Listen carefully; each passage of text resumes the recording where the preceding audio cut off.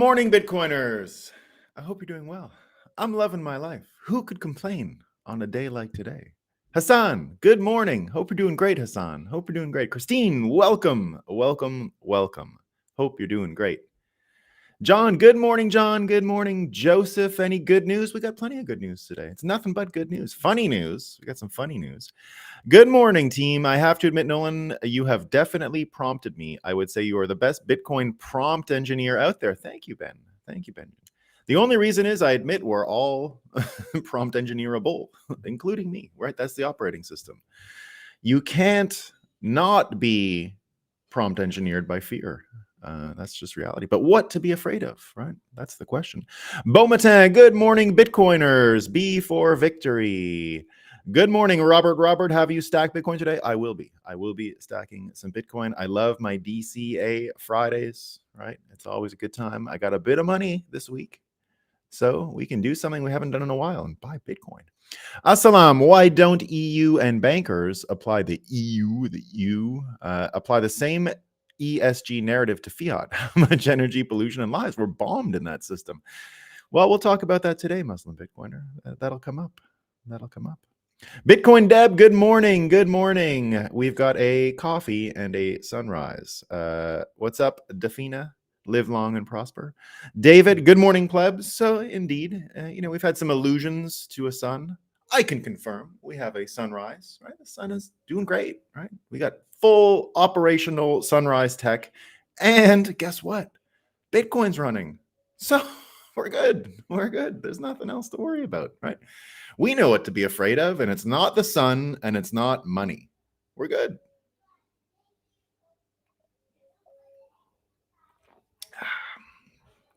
All right, let's get started with some fake news here. What do we got? We got, right? So, the theme is fear, right? Fear and prompt engineering, but they're starting to learn something over at Bloomberg Green, okay? Here's what they're saying. Pushing apocalyptic messages about the impact of climate to shock and motivate is proving counterproductive. Shock and motivate you. It's not working. And they say, we need an inoculation against climate deniers. They need more inoculations. Give it to them. Give it to them. Let's go. Get inoculated. This one's good too. Okay, so this one has to be read together. I think there's 3 in a row here. Yeah, there's 3 in a row. They're all about... No, they didn't use the same picture. Bloomberg Green didn't buy an image membership. It looks like they reuse their images a lot, right? So I don't think they're paying for the subscription to like Getty's to get the free pictures, because it's the same picture in a lot of their stories. It's always like the top of a ski hill and the snow is melted. Which you can find any springtime, right? You can get. I complained about that for years, because I've been on the anti-global warming thing since the 90s. Frankly, I got kicked out of classes in high school and stuff like that for doubting. Just telling teachers, get the fuck out of here, like, because they would show you things like, look at what's happening, the ice is melting, and I'm like, but it's April. Like, just go outside with a camera, and everything's gonna look like it's a glacier melting. You live in Canada, it melts eventually, right? Eventually, it melts. So it's always the same picture. But let's just go with the headlines here. We don't need much context for this kind of news, right? So remember the last one. Pushing apocalyptic messaging about the impact of climate change to shock and motivate is proving counterproductive. But you need a vaccine against climate deniers, right? But let's keep going. Climate scientists say chaotic winter snowfall patterns are bringing the world closer to a dangerous tipping point. It's going to be a tipping point. We're going to die at a tipping point. It's always a tipping point. Huh? It's a tipping point. Here's a good one. So these are the ones that have to be read together. This is all the 2 here from Europe are just perfect. And they even scrolled together when I was looking at their Twitter, right? They're within the same range. Global warming triggered by greenhouse gas emissions is damaging ecosystems and infrastructure in even the coldest countries in Europe. But hold on, this is a separate headline. The recent cold spell that brought record low temperatures to Norway, Sweden, and Finland in early January could have been about 4 degrees colder in a world without climate change. I disagree. I think it was 5 degrees. I disagree. It was 5 degrees, not 4. All right. So those are our environmental headlines for the day. Now, moving to the U.S. executive branch, right? We got Biden. Some people say he's got some cognitive troubles and he can't speak properly. He did come out with a speech last night. All right, I'm just going to read his speech. Okay, this is Biden, not prompt engineered, right? This is just him naturally. This is just him, just riffing. This is just Joe Biden last night riffing on America. All right. So I'm just going to read what he said. He says, "We must not be enemies." All right. At a moment of deep division in our nation, President Lincoln said, "We are not enemies." He said, "We are not enemies, but friends. We must not be enemies." He went on to say, "I've long believed we have looked at each other, even in our most challenging times, not as enemies, but as fellow Americans." Right? Scripture tells us that the fruit of the Spirit is love, joy, peace, patience, kindness, goodness, faithfulness. I believe that's our collective calling today. Oh, Joe, oh my God, you're so great. But it looks like he might have temporarily shared his inability to speak with his press secretary. Some people say that dementia is contagious, or Alzheimer's, and some people say they're contagious. I don't know if that's true. But he was given his speech about coming together last night, but Karine Jean-Pierre gave another, right? She's been spending a lot of time with him. We all know Karine Jean-Pierre. She kind of has the hair comes around like that, right? Says all kind of stuff. I'm going to read her thing from yesterday, right? I'm going to do my best. Look, want to make sure, and what FAA wants to make sure, and it is their top priority, that we make the safety of Americans as they fly across the country, obviously, and beyond, is safe. Thanks. She's worried about your safety, guys. Don't be afraid. Look, you don't have to be afraid of Joe Biden. You don't have to be afraid of Karine Jean-Pierre, right? She's trying to help you, right? I'll read her again what she said. Look, if it's not clear, she's interested in your safety, guys, right? Look, we want to make sure, and FAA wants to make sure, and it is their top priority, that we make the safety of Americans as they fly across the country, obviously, and beyond, is safe. It's perfect. I couldn't have said it better. I could not have said it better. That's just perfect, right? We've got a few headlines here from Phil Bump. All right. What's Phil Bump up to today? I'm telling you, Phil Bump, his output is top notch. Lately, he's been really 2-3 articles a day. I wonder if he's using AI. I don't know. I don't know if he's prompt engineering these things, but there you go. Here's what he says. Here's what Phil Bump says. Representative Marjorie Taylor Greene, seizing on a dubious social media attack, stood up on the House floor and gave notice that she intends to file a privileged resolution to censor Rep. Ilhan Omar of Minnesota. It's pretty good. Way to go, Phil. That's a good article. He keeps going. Another article that he wrote yesterday. A team won a football game, which is obviously part of a devious plot for Democrats to retain power via Taylor Swift. And he's got one more. This one's awesome. This one is one of Phil Bump's best. He's good at what he does. You got to give Phil Bump a bit of credit. He's pretty good at what he does, right? Biden continues to lead among those who dislike both him and Trump. So Biden is winning in the people that dislike Biden and Trump. Wins. Don't be afraid, Biden. New Quinnipiac University polling, though, suggests that Biden is at a disadvantage against Republican hopeful Nikki Haley. Wah-wah. Uh-oh. Thanks, Bump. Thanks, Phil. Thanks for the help. This one's good, too. This is the border one. Remember when I said there were no headlines about the Texas insurrection against federal authority and expression of its sovereignty at the border, right? So when Texas expressed its sovereignty at the border, an unprecedented thing for a state to do, there were a few days where you didn't have any news stories because they didn't know what to say. They didn't know what the prompt engineer was going to be. They didn't know what the prompt could be, right? And so I said already that was a weird thing because it had to be completely iced out of the news. There were no stories at all about Texas. There's still a few, right? It's not exactly being, it's not exactly the top of the fold, right?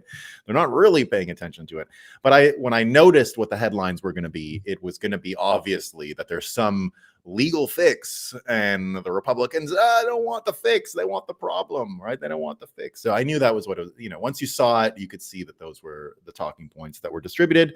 They were prompt engineered and indeed responded. Jennifer Rubin, not sure if she's an NPC who gets prompt engineered or is a dopamine dealing, drug dealing fearmonger. Don't know what the difference is. Sometimes you can't tell with the journalists if it's low IQ or they're just evil. It's hard to tell, right? I suspect many of them are just low IQ. That's my feeling. I've met enough of them to know mostly dumb people, right? They're not sending us their best. So here's Jennifer Rubin. Republicans' brazen objection to arguably the most serious border funding measure in decades makes both Mayorkas impeachment and caterwauling about the border look absurdly cynical, even for them. So good.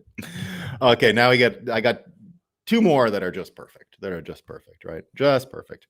This is The Hill. Ready? It's a Trump one. Trump ones are usually the best because he creates the most mental illness. So because it's an equal and opposite Newtonian principle, right? If you create the mental illness is going to come back on you.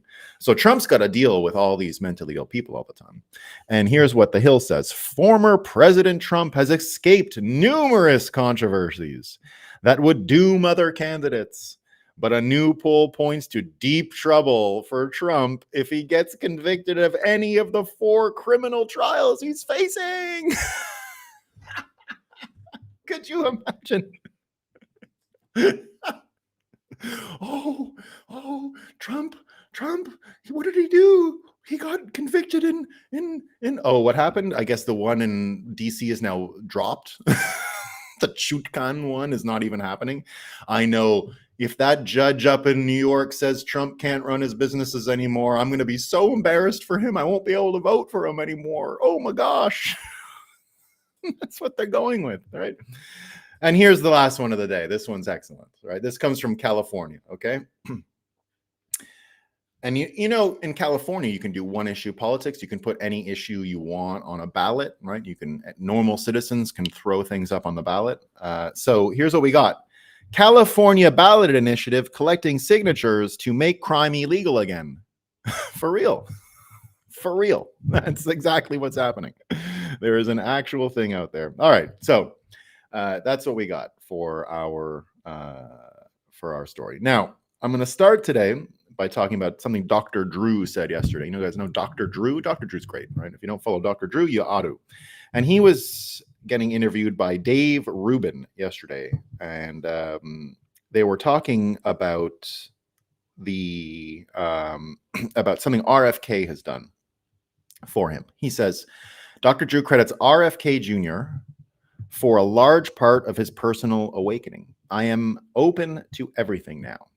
And he says, I've realized that everything in the news is bullshit. Everything. There is nothing I can consume on legacy media that I can trust, and that is shocking, right? It makes you wonder how long it's been going on for. I didn't realize how much speech was being suppressed. And indeed, a lot of people didn't. I didn't, right? I used to believe, right, that there were some mentally ill-informed, low IQ people. But I used to believe that some arguments, right? Some arguments would persuade people if you were right. I used to think that, right? I'm right. People will be convinced. It really wasn't until Trump came along that he started to show that there was more to it, right? There was a lot more to the whole thing going on. And remember, Trump was the first person, because they tried to tell him he was fake news, right? And he turned that on them better than any prompt engineer could have ever done, right? Remember, they tried to convince Trump first, to convince the world that Trump was fake news, that he was the source of fake news and the stuff he said was fake and made up and lies. But he did the most amazing thing, which was this reflection move. And he put the fake news on trial. Right? They chose the worst possible attack vector against him because he shot it right back to them. And I don't think they can ever shake it now. He was so good in branding them the fake news. And his commitment that he does every time when he does his rallies, right? When he points those people, the most despicable enemy of the people, and he points to them, that's always been one of his most effective maneuvers. It's a guarantee in his stand-up routine that he does it one time. Look at them back there, and he gets the whole crowd booing, right? That when it first started in 2016, when he first started really doing that, and maybe it was even 2015, because this was like crazy candidate Trump time when he was the most entertaining person who's ever existed. 2015 Trump is the most entertaining comedian or performer or guy to get up on a stage with a mic that I've ever seen in my life, right? There'll never be anything like that. There was no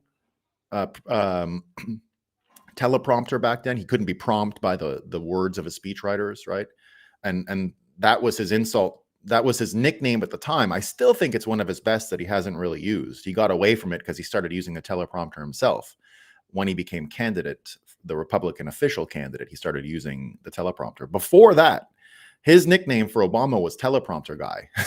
It's one of the best. He's never really gone with it further because the contrast isn't there as much. But this whole thing about being open to everything being different. And indeed, I do believe that RFK joining this race, joining the public conversation around COVID, and bringing us right back to his dad and his uncle was a really important change and a really important voice in order to get that context. It's what I said right away. November 2023, when Tucker Carlson did a video on Nixon being the most popular president in the history of America, and then charting the story of Watergate right back to the assassination of Kennedy and LBJ's role and all of that stuff. And RFK, I'd already paid attention to him before, but he replied to Tucker that day saying, this is the bravest example of American journalism in a generation. And that's the first thing that gave my attention to RFK. It was that day that I predicted RFK would both become a Bitcoiner and become a relevant player in the election. He hadn't announced he was running or anything like that at the time. And what I said was, there's no way we're not going to get the story of what's going on right now in World War III to not go back in its narrative to the assassination of John F. Kennedy, because that's kind of the point at which we lost civilian control of the military.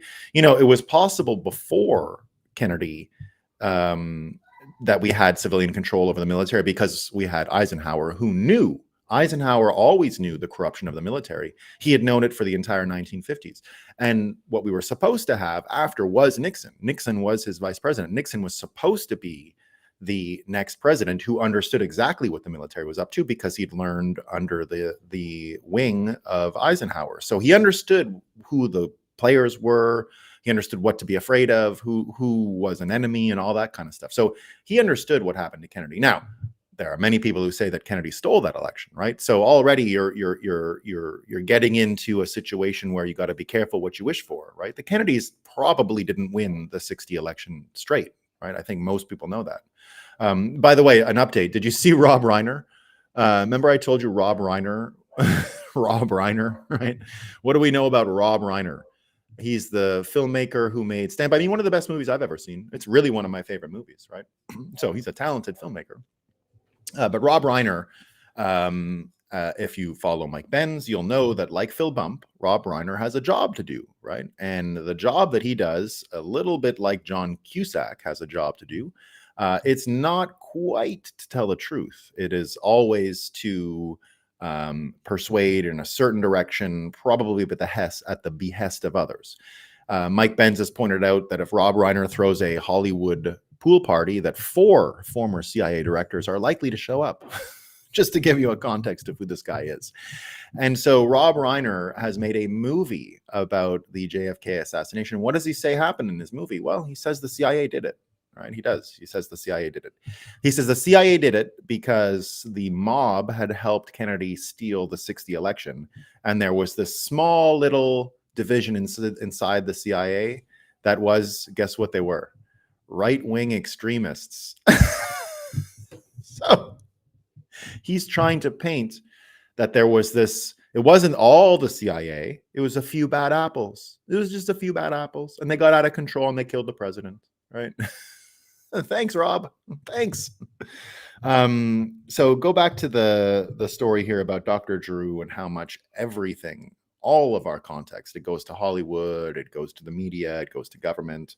But indeed, the smokescreen that was put around most of the narratives has led us to an understanding of the news that's completely different than we ever had before. I mentioned it yesterday. It was the Michael Malice quote saying the primary goal of the corporate press is not to inform, but to explicitly direct the reader how to feel. This is the difference between having a bias and having an agenda. And indeed, that's where the prompt engineering works, right? No amount of logic, none, will supersede the clear and present danger of fear or a sexual desire to want something that can be not necessarily sex, but it goes into that world, right? So wanting and fearing are much more likely, in fact, it's not even close, to prompt engineer a human than like arguments and logic. They're not even in the same planet. Arguments and logic are like someone nagging you. Fear is like a stimulus in your body. It's like getting burned by something. You can't help but react. No one wants it. So you want to do anything you can to get out of that. So fear as a prompt engineer is probably the most important one out there. It's the thing that humans respond to most acutely, most quickly. It's not meditative thoughts about this and that, right? And that's why when you see this reaction, right, this is from American Hodl. He says, the pandemic showed me that most of my neighbors are Nazis who are simply, he was on Cedric Youngelman's show,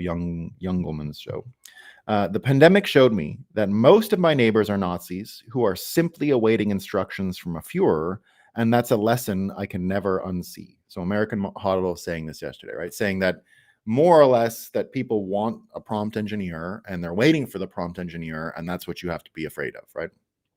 Giacomo Zucco, another Bitcoiner, agrees. He says, very true. I used to hold the naive libertarian view that the top-down nation state is a cancer growing inside a healthy social body. But the state is just a huge self-reinforcing symptom, maybe the main symptom. The cancer is retarded collectivism, very bottom up.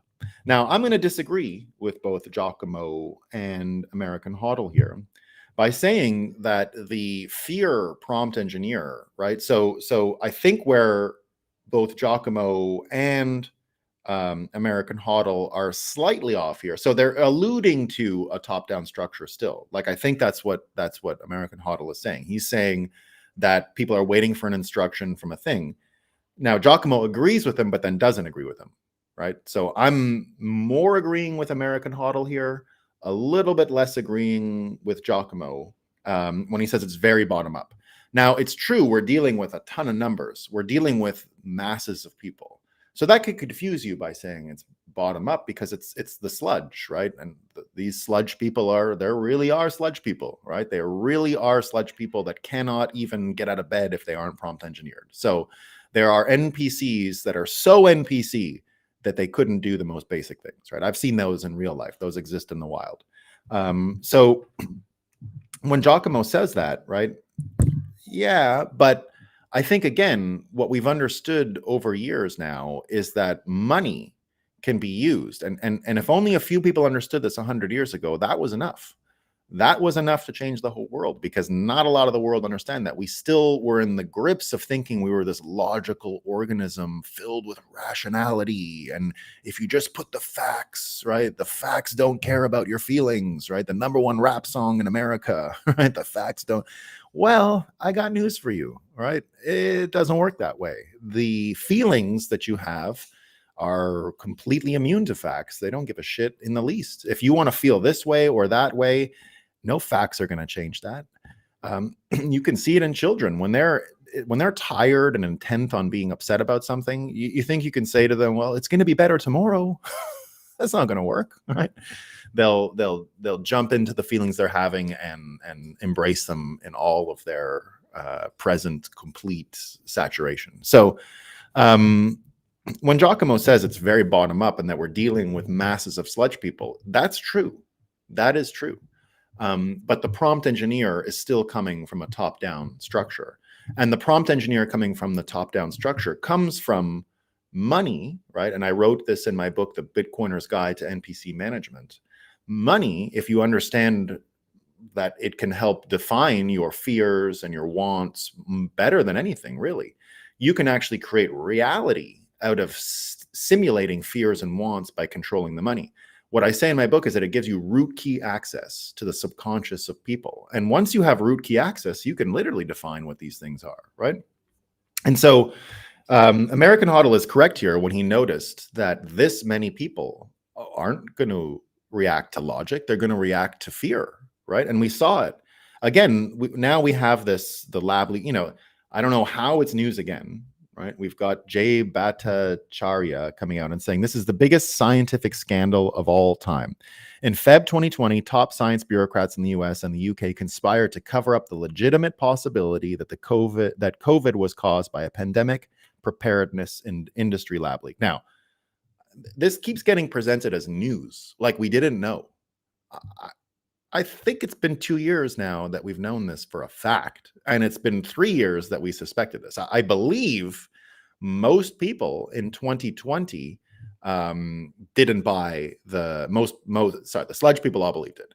Most Bitcoiners in 2020 thought right away that this whole pandemic thing was a scam, and the lab leak versus bat market argument sounded retarded from the start. Bats in a market? What? It didn't add up, right? So this continues to be breaking news to some people. I don't know why it keeps getting recycled in the news as if it's new. But the point of fear versus how it controls people, right? That's where this story starts to become interesting, because the details we have here, and this is why I'm not arguing why it's not a story, right? I'm saying we've known this for a while, but as we get details on the lab leak story, we see the conspiracy to create fear, and that's another story altogether, right? That paints this thing differently.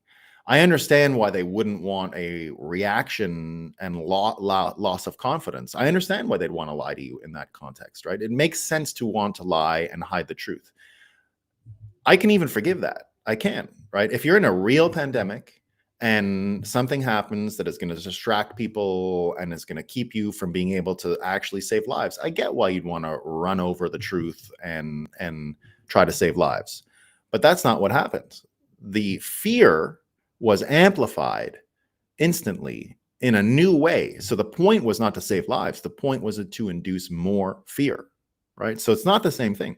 So here's what we know from Bryce Nichols. Whether SARS-2 COVID came from a lab or from nature, what is indisputable is that during a conference call 4 years ago today, February 1st, so 4 years ago yesterday, a decision was made by unelected officials and scientists to intentionally deceive the public about the origin of COVID-19.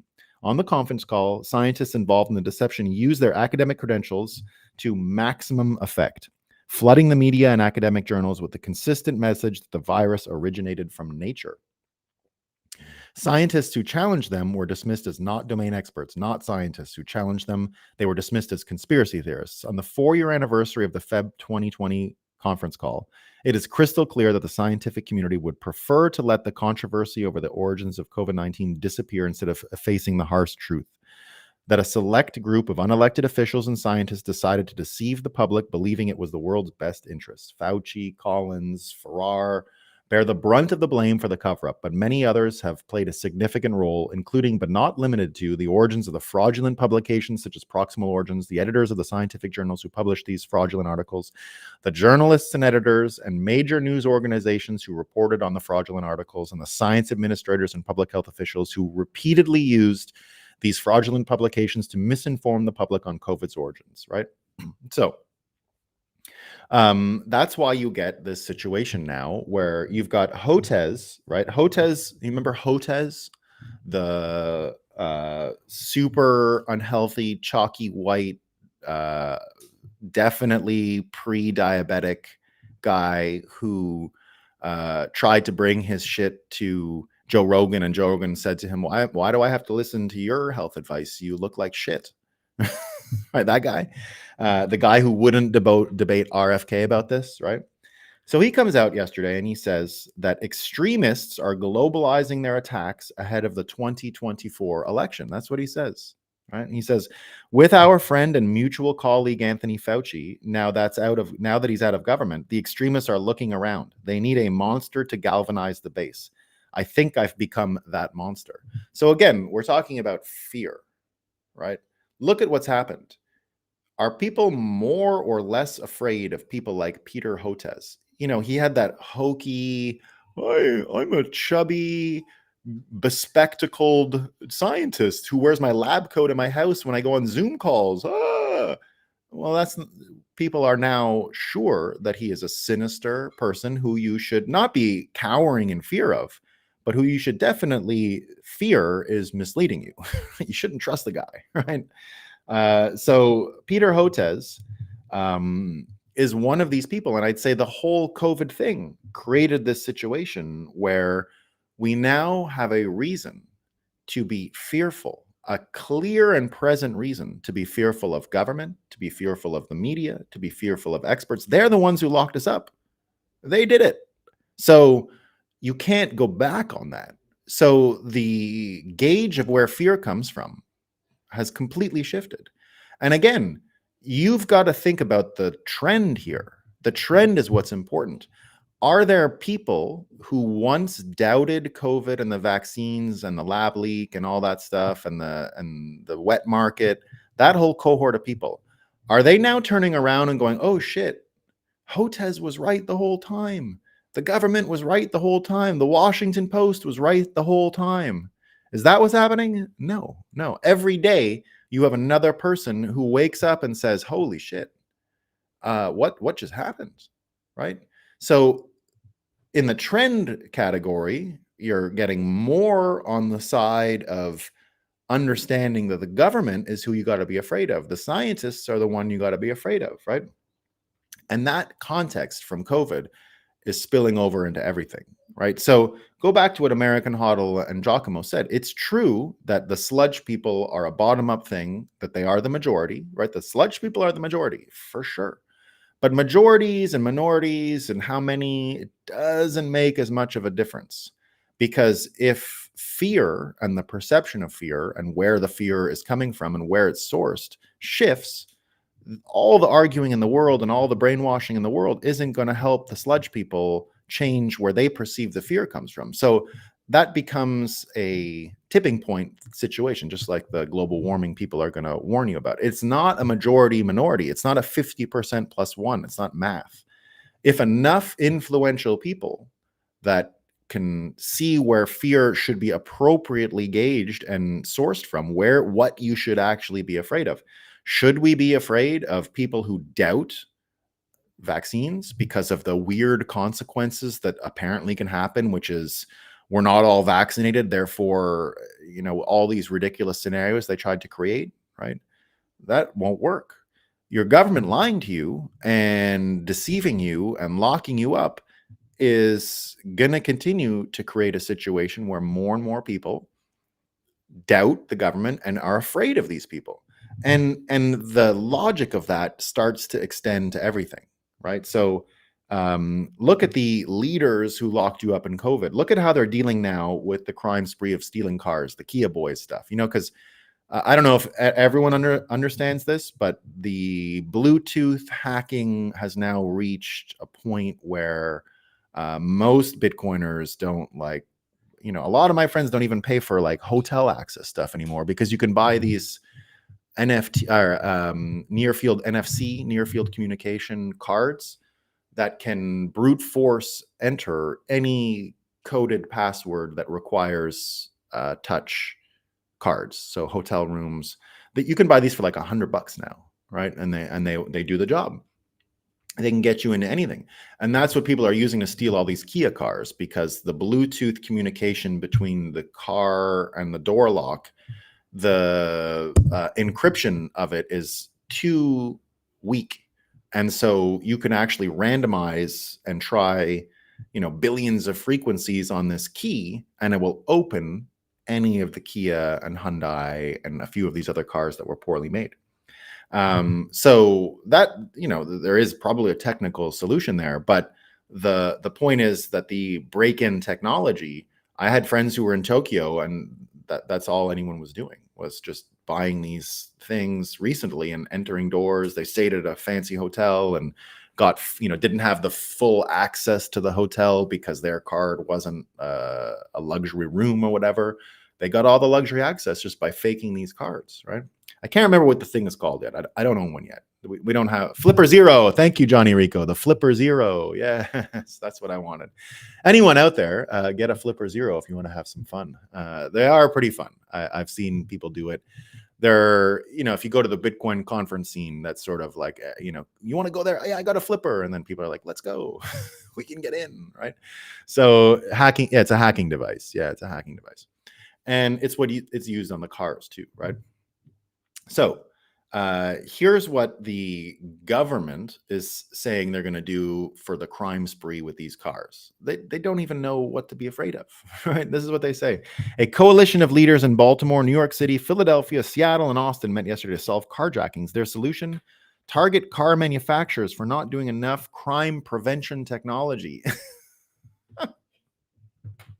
When asked if the actual carjackers are to blame, they are just young people. And when issued a challenge, they like to take it up. Well, it's kind of true, right? It's kind of true. But what we're going to see going forward is that the government, who has no solutions to any of this stuff, who continues to put people in danger, we got a thing in California where they want to make crime illegal again, like legit. That's an actual proposition.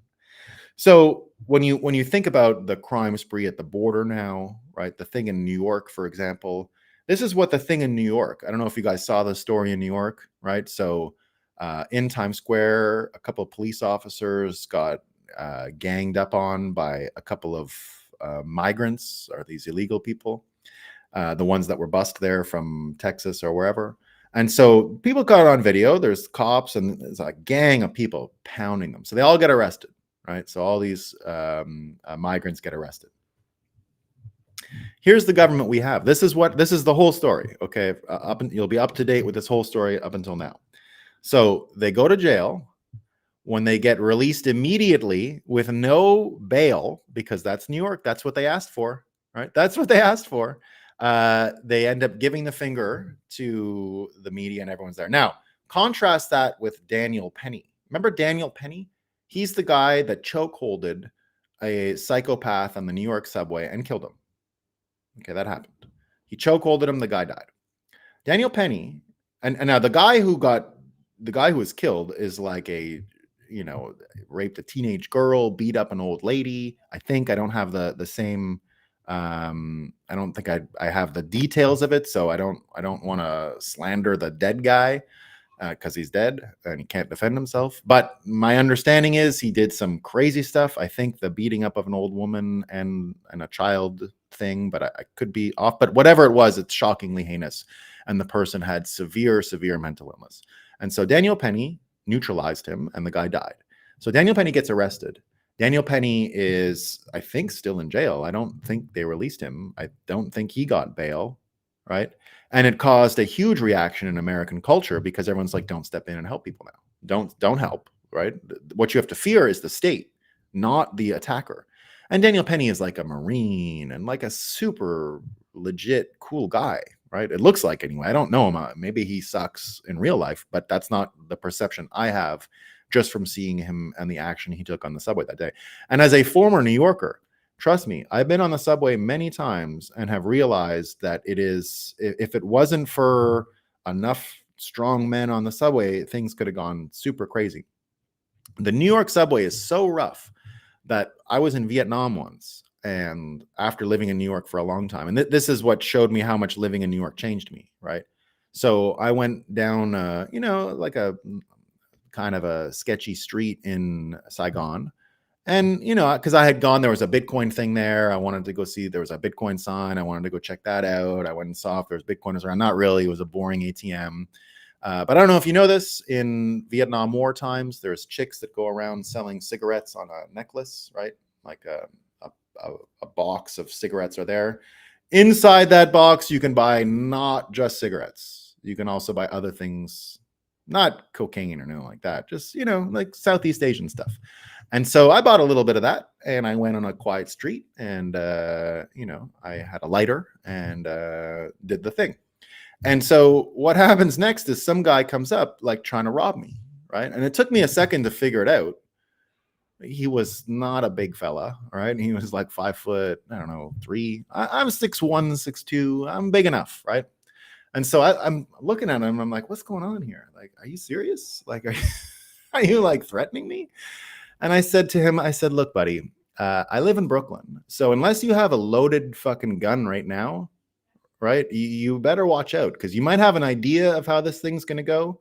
It's going to be very different than what you think. It's not going to be like you think. It's going to be something else, and it's not going to be fun for you. So he fucked off, right? And I sat back and I was like, if I wasn't living in Brooklyn and because of the subway and because of public transit, I would have handled that like a Canadian and been like, oh God, I'm getting mugged. Oh. But New York, because the way I've always described New York is it's planet Earth as it is, warts and all. We got multiculturalism in Toronto. Every immigrant comes with a full set of teeth, a university degree, a dog, and a condo. Not exactly what's going on in New York.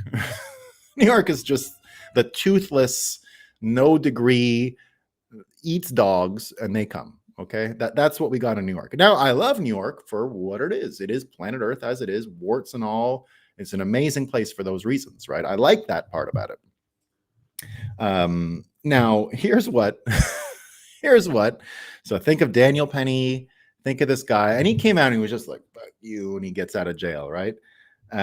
So here's where things have headed. Okay, so this is the kind of story that is going to flip more people's gauge on what to be afraid of in New York anyway. Now the sludge people won't even hear about this, right? Don't forget, the sludge people will not hear about this. So I'm not saying this is a huge change, but it's the game we're playing of 1, 2 at a time, right?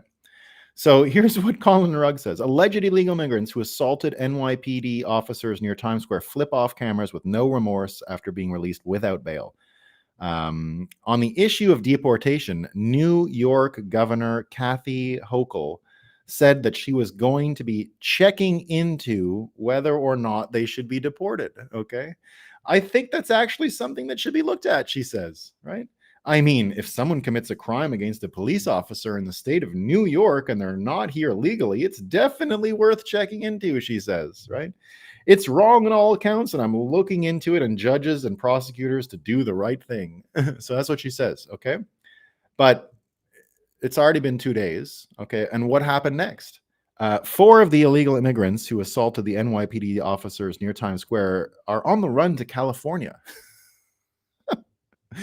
They, without bail, they just gave fake names to a bus, and cops believe the group hopped on a bus bound for California on Wednesday after giving phony names to a church-affiliated nonprofit group that helps migrants get rides out of the city. They're gone. They're not going to find them. They're out of here. And even if they find them, who cares, right? So the fear question around the competency of government is only going to go up. The border thing is that, right? The border is so bad. The border situation in the United States is so bad that when the speaker gave his talk yesterday, Mike Johnson gave his talk on the border about not passing the bill and sending it back to Biden, the Republicans not doing enough at the border. This is what he says, right? So Kaneko the Great took the speech and said and published it, right? Saying that President Biden is intentionally creating a clear and present danger to our national security. So what he says is, since I was elected speaker less than 100 days ago, more than 700,000 illegals have been welcomed into our country illegally by the Biden administration. American school children have been forced into virtual schools so migrants can sleep in their school buildings. Korean War veterans have been booted from nursing homes that were sold to house migrants. Our streets are being flooded with fentanyl. Hundreds of thousands of children and adults are being poisoned and losing their lives. Vulnerable children and women are being exploited and trafficked in cartels. So the point is, and what he says here is that, and he says, I told President Biden myself on multiple occasions, most recently a couple of weeks ago on the phone, which is the same thing that the Texas governor told them, right? I said it to him myself. So he says, and even that's despite court orders, by the way, that instructed the administration to reinstate the institute remain in Mexico, while the litigation was going on. You know what they did? They ignored it. The Biden administration is actively incentivizing illegals to come to the United States. We have laid out the welcome mat. We told everybody around the world, come on, you know what? The U.S. taxpayer will take care of you. And he's saying here that it's intentional. Right now, it looks intentional to me, but I don't know that for a fact. It looks like it, but it doesn't matter. You're able to now take this idea and recalibrate where people are afraid of. And again, you're going to be able to prompt engineer sludge people, actual sludge people. 1 second.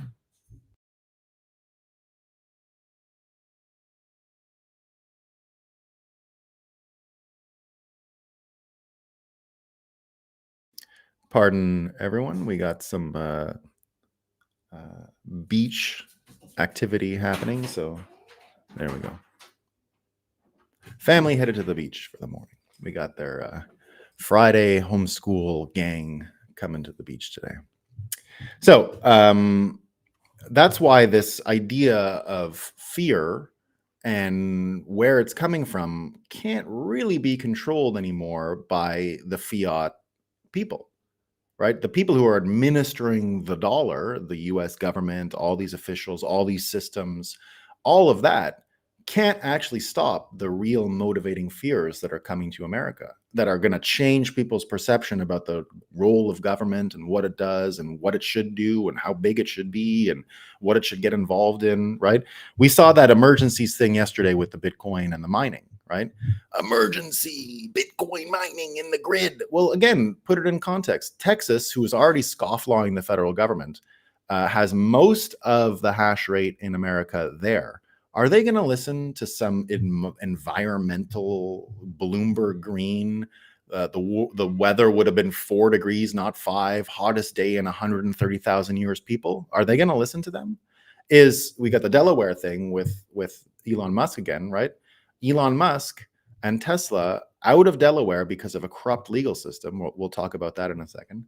Out of Delaware because of a corrupt legal system in Texas, moving their head office to Texas immediately, right? He's going to get his compensation package because of that. So he's out there in Texas, and they're not paying attention to what environmental loser sludge people are saying to them. So you're going to get a situation where either the federal government learns about Bitcoin and energy systems, or the important energy systems just ignore the federal government. Either way, we're going to win. Either way, whatever this stupid thing was yesterday, and I get why Max Kaiser and others are warning Bitcoiners to be afraid. Bitcoiners are an important, facet of spreading what's actually scary to the world, right? We have a lot of credibility.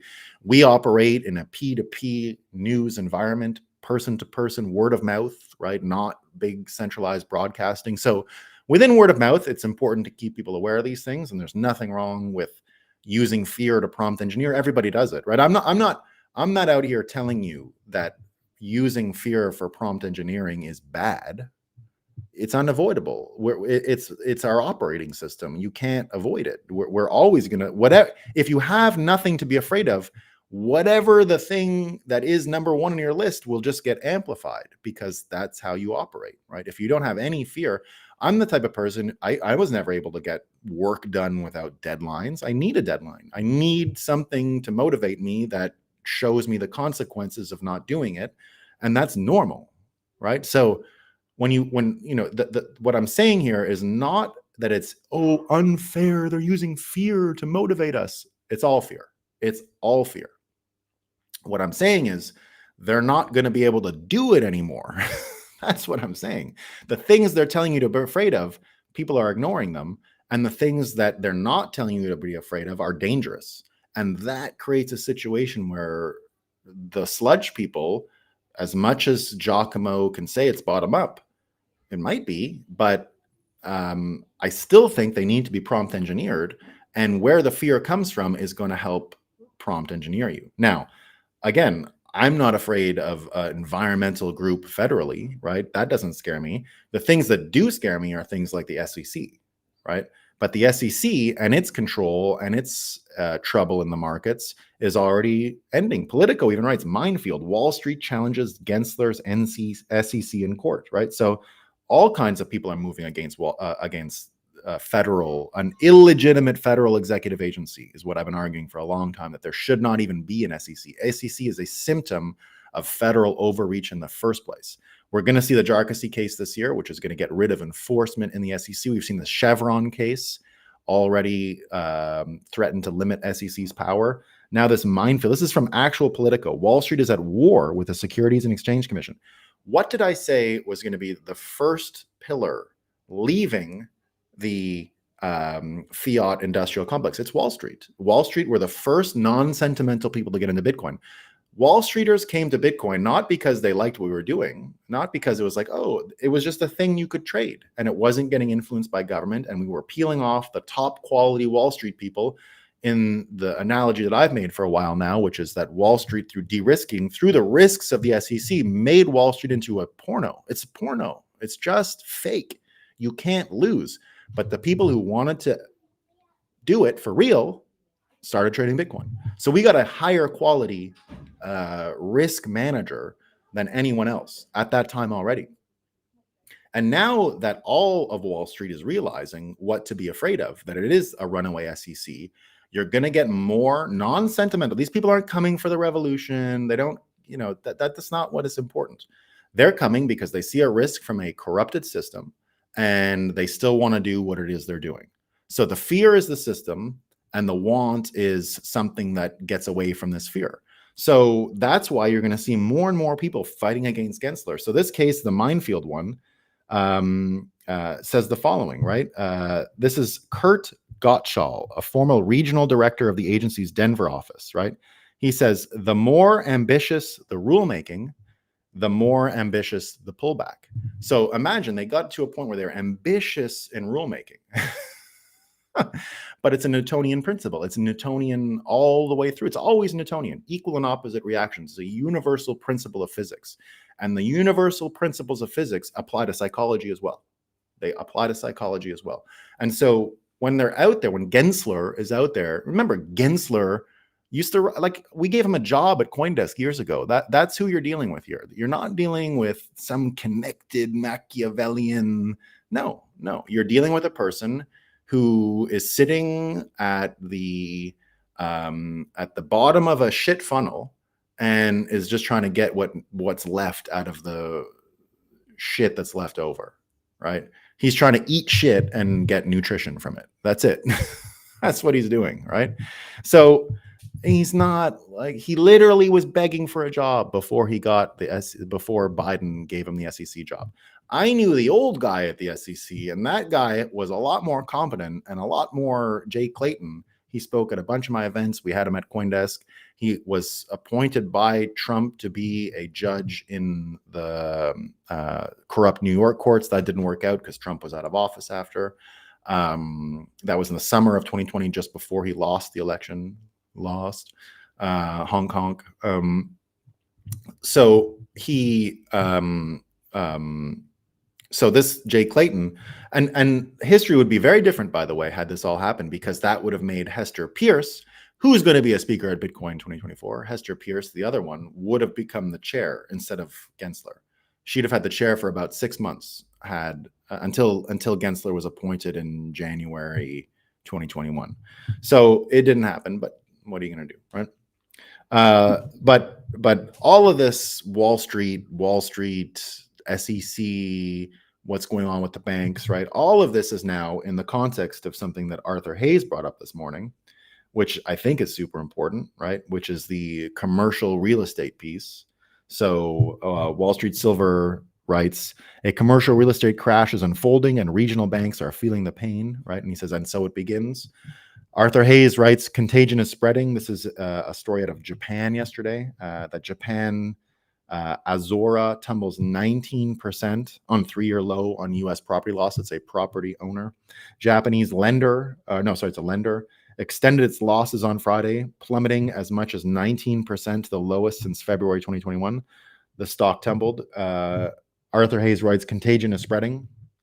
While the Fed won't cut, they can change eligible collateral requirements to include commercial real estate.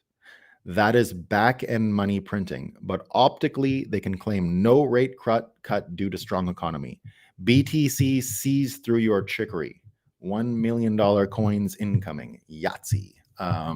So what he's saying here, what Arthur Hayes is saying, is they're going to do what they did with bond losses, right? He says they're going to use commercial real estate. So what happened with the bond losses was you could take your bond that was drawn down already to 80% of its value and swap it with a bank for 100% value. They would ignore the 20% difference. So banks have been doing that, just scalping the Federal Reserve, right? Just throwing them the shit, getting back 20%.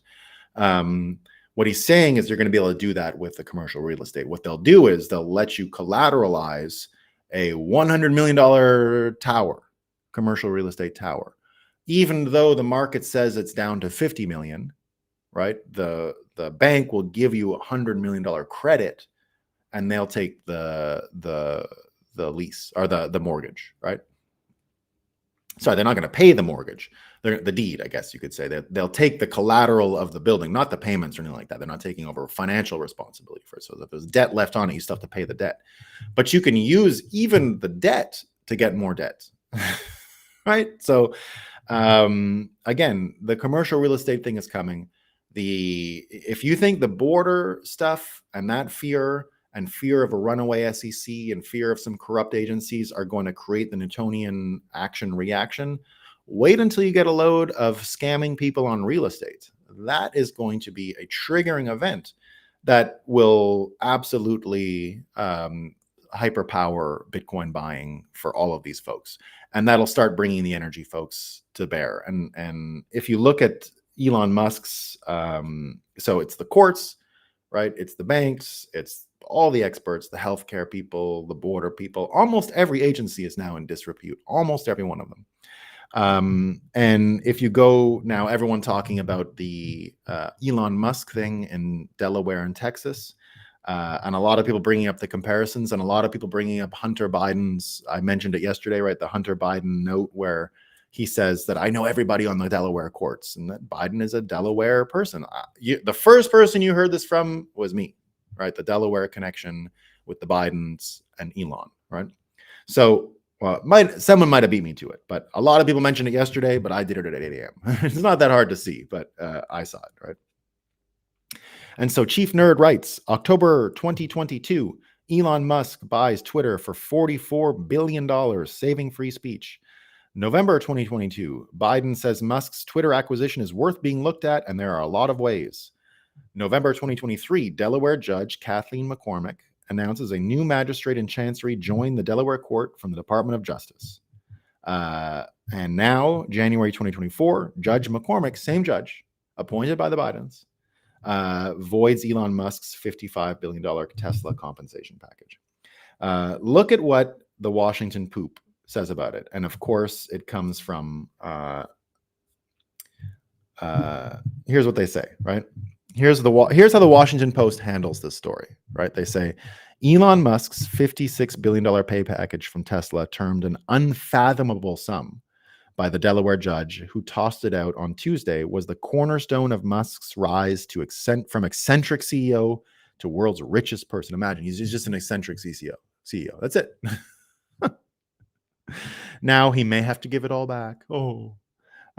Musk's pay package fueled audacious bets to explore the cosmos and acquire Twitter's de facto town square, which they put in quotes, right? The ruling comes as his Tesla stake is around 13%, well below the nearly 22% he controlled when the compensation plan was struck.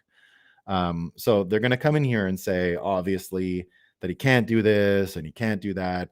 Ben Shapiro writes, Elon Musk took the riskiest. So by the way, the actual context of this too is that everyone laughed at him when he came up with this idea in 2018, like it was never going to happen, right? And he did it. So Ben Shapiro says, took the riskiest pay package in history and then hit marks that literally no one thought possible, including his detractors. When he signed the package, Tesla was trading at $20. It's now $190. The judicial seizure of his compensation is hatred of Musk, pure and simple. But more importantly, what it does is it rejigs for people like Musk. It rejigs who to be afraid of, right? Other people like Bezos see what's happening. Now, they can say, I'm going to play ball with these people and then I won't be hurt. But that's in doubt. You're actually going with the Joe Biden brain trust at that point. You've got to trust that Joe Biden's intellect is going to save you. Good luck. So you're just going to see more and more people who are going to change their gauge on what to be afraid of. And the fears are going to be coming from mostly fiat institutions now. I don't think there's any way to change that. So again, the change that we're looking for in the world is from a top-down to a bottom-up situation. The top-down piece, some people like Giacomo can doubt. It is widespread. We're dealing with a majority of people here.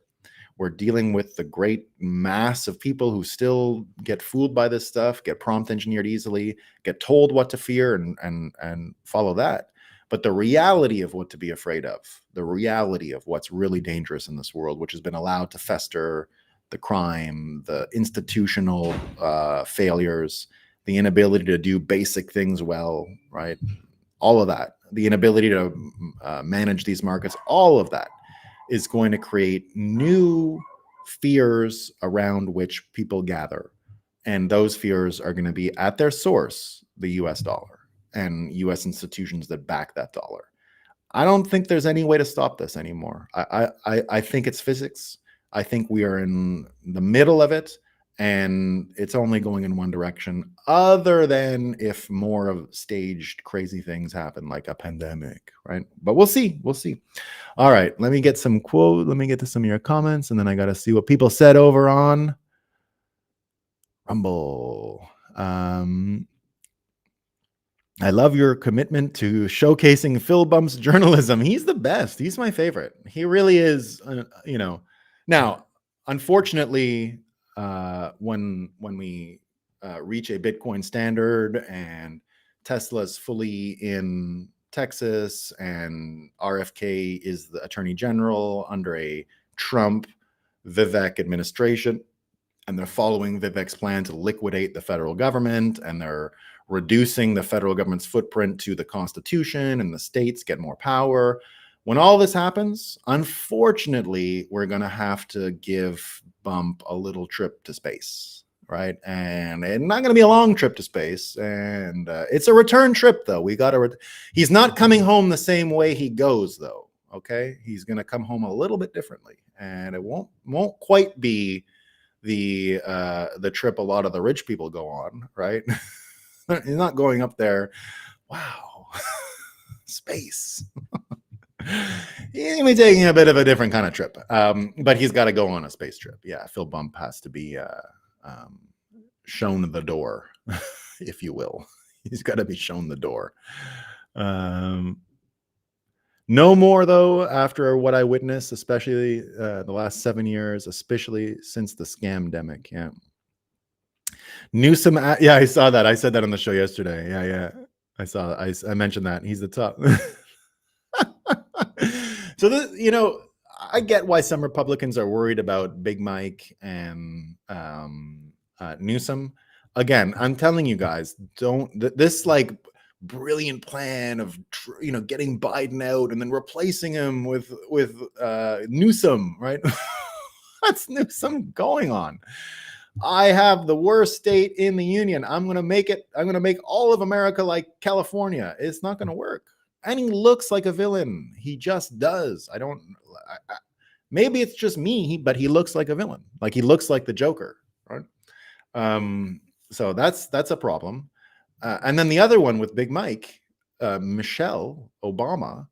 Now, I don't know if she's Big Mike for real, but she's going to have to deal with that. Like, would you, because I believe what we heard yesterday in the O'Keefe interview, right? The James O'Keefe, where he pretends he's gay and gets all these gay people to like go on a date and tell them everything, right? It's so good. So he's there on a gay date, and his date tells him that that Michelle is never going to run. She's seen it all. She doesn't want to go through it, which I've always found to be totally credible. I've never really worried about Michelle Obama. Some people say she could beat Trump. That's what Roger Stone says. But his comment on being in a meeting with her and what she said, which is I'm never doing that, is legit. Like, I think the Big Mike people have scared her off. I mean, it's awful stuff. It's awful, right? Like, it's just some of the ugliest stuff you're going to see on the internet. It's very funny. That's what makes it so ugly.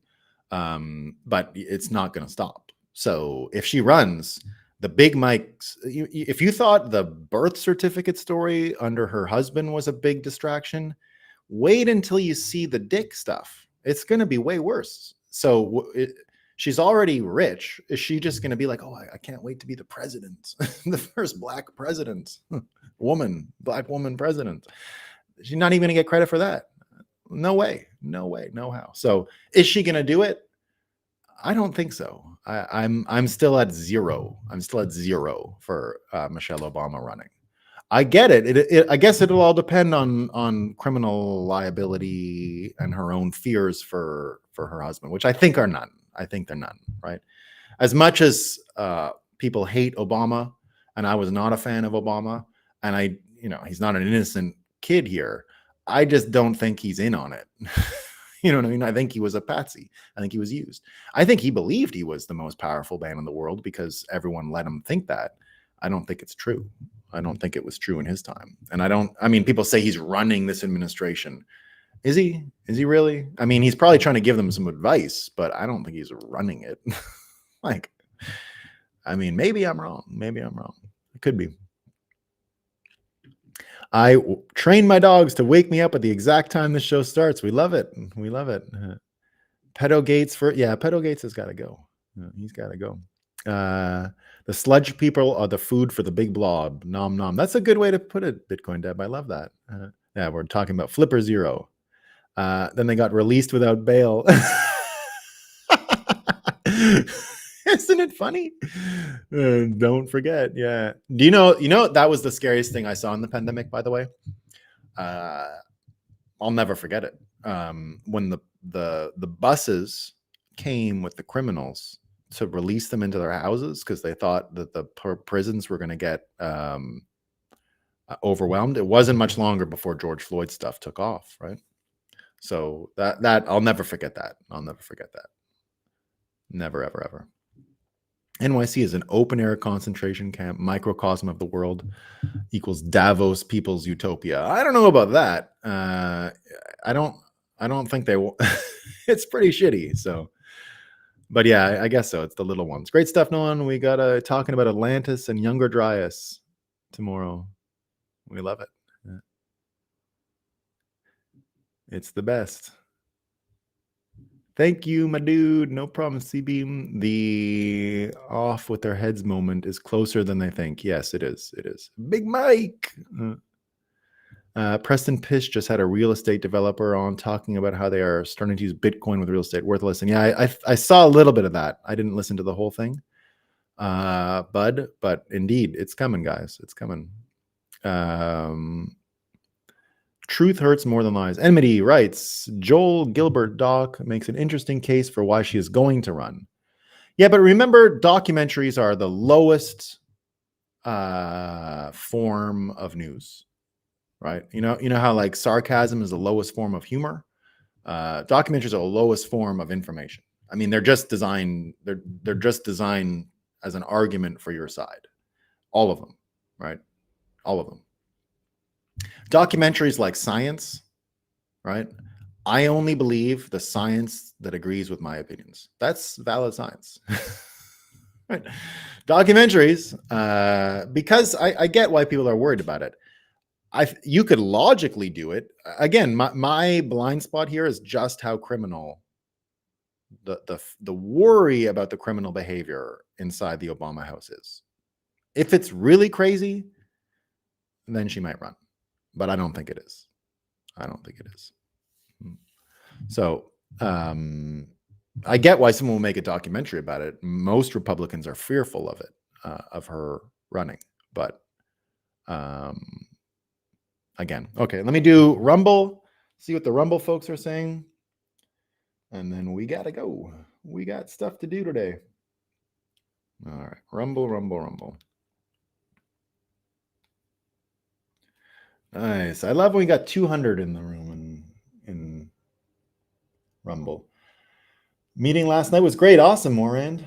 Trump should use the new attack against him that he represents chaos in a similar way. Chaos really is a good description of Biden's administration. You're right, Sluggo123. Yeah. Agree with fear scenario. My own mom and sister. Nolan, if you're not Arlie, you must watch Tucker's conversation with Brett Weinstein from yesterday. I'll do that. Yeah, I'm a big Brett Weinstein fan. Peter Hotez. Saw clips 6-7 years ago of Gates through proper use of jab to lower population. Yeah, I mean, again, I think Gates is heavily blackmailed, so it's hard to take anything he says seriously, unfortunately. Yeah, Flipper used to obtain Tesla robot. Is that true? I don't know. I think you're having fun, Moran, but I would do that. I want a Tesla robot so bad.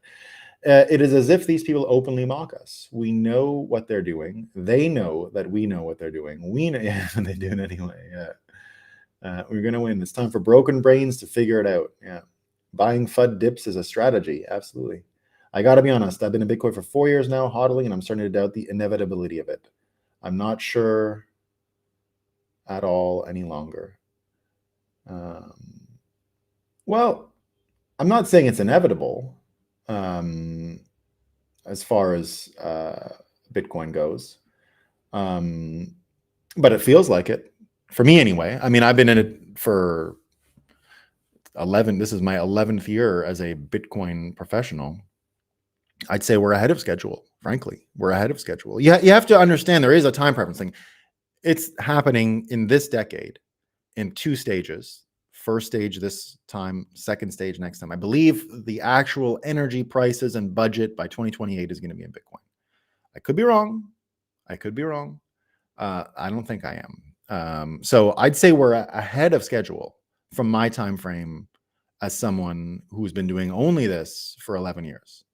So I'm not too worried about that. I get you want it to go faster, but that's not, the thing about Bitcoin is that it has to survive another day every day.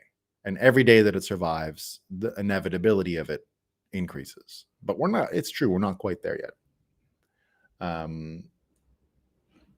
Meetups are a sane world. They sure are, Moran. Nolan, love listening to your libertarian views. Do most of the people you work with in Bitcoin share your views? Yeah, it's pretty good. I mean, I would say way more now. So from the beginning already, one of the things I loved about Bitcoin in the early days, Kaizen saying 11 years now, OG. Well, yeah, I mean, one of the things I liked about it was that already in 2015, as a open Trump supporter at the time, it wasn't a problem in Bitcoin. So now there were people who hated politics already.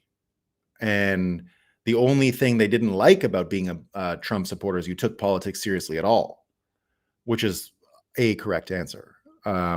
So it was one of the only industries in 2015 where you could say, I'm for this. So it's not, Bitcoiners are very different, but it's never been like, as I understand most and it happened in my office eventually, because I was still kind of more in crypto in a sense, because I was running CoinDesk, the event programming stuff back then. So I met a lot of people through CoinDesk in the early days in the industry. Many of them were shit lib sludge people.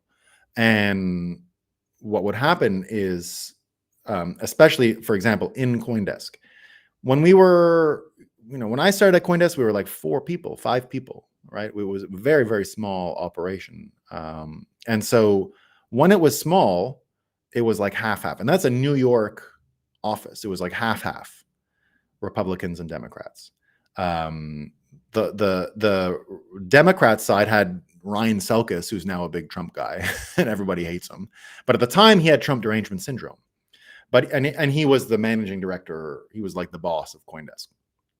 But the environment he created with, the 5 people that were in the office, we could talk about all this stuff without it causing trouble. Like, we were able to, I had a good laugh with them when Trump won. They didn't get bad upset. It wasn't like that. Now, fast forward to the Charlottesville hoax. When Charlottesville happened, it actually did change the ability to just talk about what was going on in the office. Like at the early CoinDesk office, I used to play all kinds of Trump songs. If you remember the I wouldn't go to France. Someone made like a club song for his speech about not going to France because France isn't France. So we played that one 100 million times in the office. Remember the one where he said billions, all right? Billions and billions and billions. That was another song, billions and billions. We used to play these Trump meme songs all the time. And everybody had fun. It was fine. Charlottesville kind of changed things. So I would say there was less. And then we started hiring a bunch of people, right? So the company grew very quickly. This is the 2017 market pump.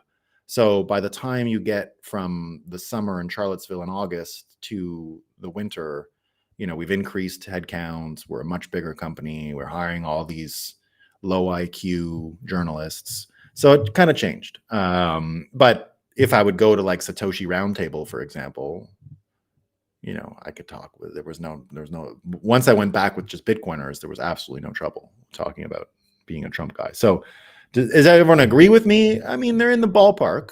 They're not, the difference with Bitcoiners is it wasn't,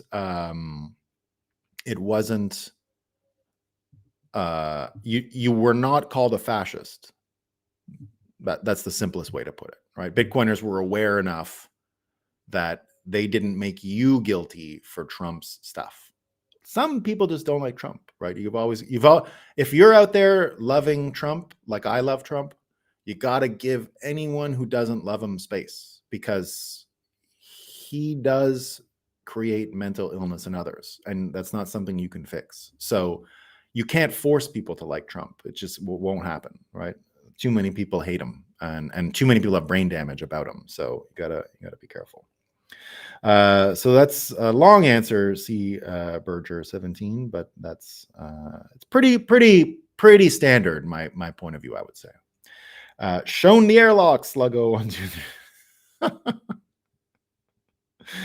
Can't they just pull the same garbage Russia hacking votes to dismiss Trump in this election too? Yeah, I mean, I don't have any faith in the election being.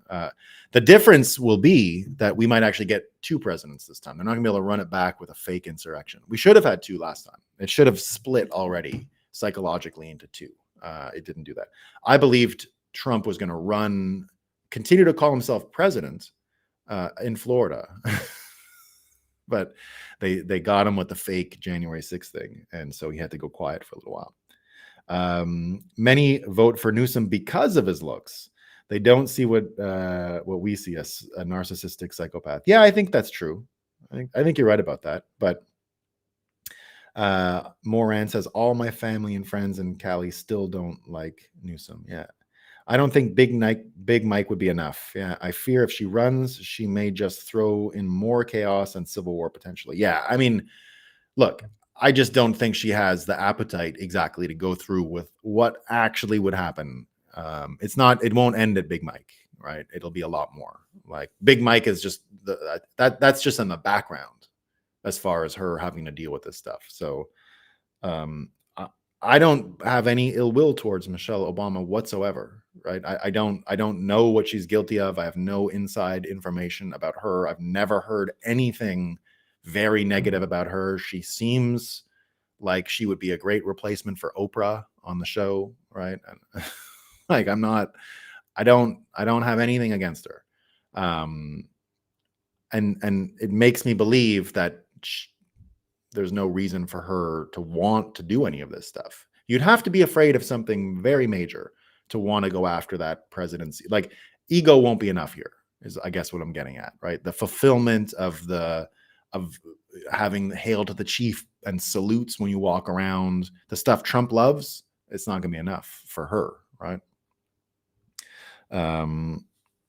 Moran, great day all, no fear, peace indeed. Don't be afraid of what they're telling you to be afraid of, right? Be afraid of the actual things, right? Is FTX going to start up again? I hear rumors. Yeah, it could be. It looks like the bankruptcy thing went perfectly. Some of us despised Obama as well. Yeah. Look, I mean, if you look at the anti-pope of the anti-pope of Florida sounds cool. That's really what I thought it was going to be. CB. Had there not been a January 6th, that was the scenario that you were going to actually get. But they made him so toxic after the show. Even I had to I don't know if Trump could do it again. I had to say that, right? And I was pissed off at him on his last day. So I was like, for a long time, I don't think I publicly endorsed President Trump again on this show anyway, until Vivek dropped out.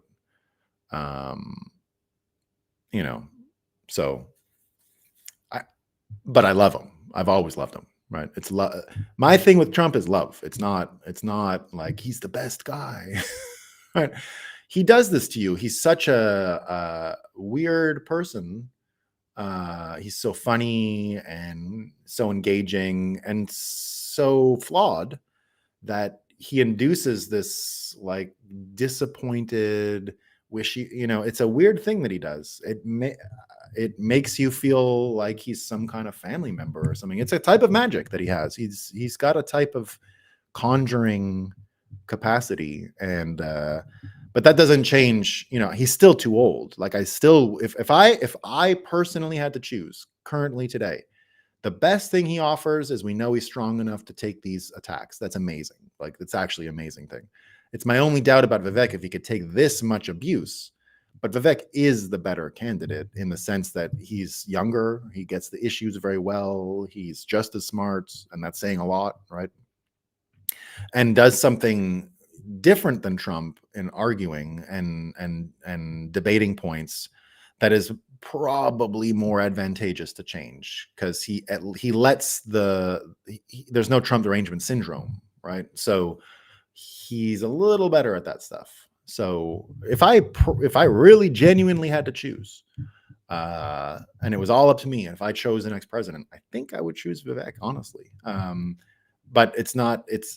I love Trump. I love him. It's not the same as I like all his opinions, right? It's not quite the same. Again, my hope for Donald Trump is that he wins. He's the candidate, so I support Donald Trump this time, as I did every other time, right? I saw someone in the quotes the other day saying I'm a Biden voter. Only 5 times. Come on, it's not the same as voting for him once. I voted for him 5 times. So I've always been a Trump supporter. Loved him from the minute the Mexican rapist speech came out. I said, this is the future. This is the greatest speech I've ever heard. And his path, what he's done as president, what he's done in the public consciousness, I think we owe him a debt forever. I think he's the hero of World War III, and I want him to retire and be celebrated. I would love for him to retire with a job like remaking Washington, D.C. or New York City. When I thought he was out as president forever because of the January 6th PSYOP before Elon had bought the thing, I wished he would just go back to New York and become the mayor, for example. I thought that would be been a good, he can fight back from New York and fix New York City and all this stuff. But it didn't work out that way, and he got a second chance, and I think this is a perfect way to end it. But again, I want him to do an Eisenhower presidency, like golf a lot, right? A lot. I want him to spend all his time in Florida. I don't want him stressed out about Middle East peace deals and all this shit, right? Just chill out, let Vivek handle it, and we're gonna be fine. Do your 2 or 3 little things, and you're gonna be great. Yeah.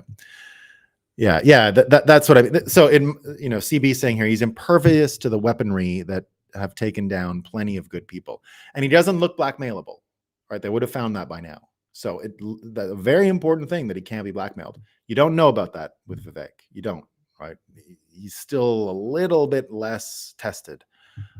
So that would worry me. It's enough for me to even say that Trump is the right choice at the end of the day. So I'm not sure I would choose Vivek, right? I'm sort of just mental exercises. I'm not positive about that, but indeed the imperviousness to attacks is worth a lot, because the attacks are terrible, right? I don't know of anyone else who could have done it. It's what he's been through is crazy, just nuts, right? So I hope he gets the proper amount of love by everyone for this, because it was a tough road that he was on. All right, that's all I got for today, guys. It's Friday. Enjoy your day. I'm not sure, again, we're doing this weekend thing because I'm an hour ahead. I'll tweet in the morning if I do it, but it's a little tough because I make breakfast for the kids and I got the ballet and this and that. I'm an hour ahead of you, so my energy at 8 a.m. is perfect for this thing, getting together. 9 a.m. is a different person, right? It's different energy. So not sure I have the focus and concentration at that time because there's other stuff going on Saturdays anyway. All right. We do switch times soon though, but I'll let you know. I'll let you know in the morning. All right, everyone.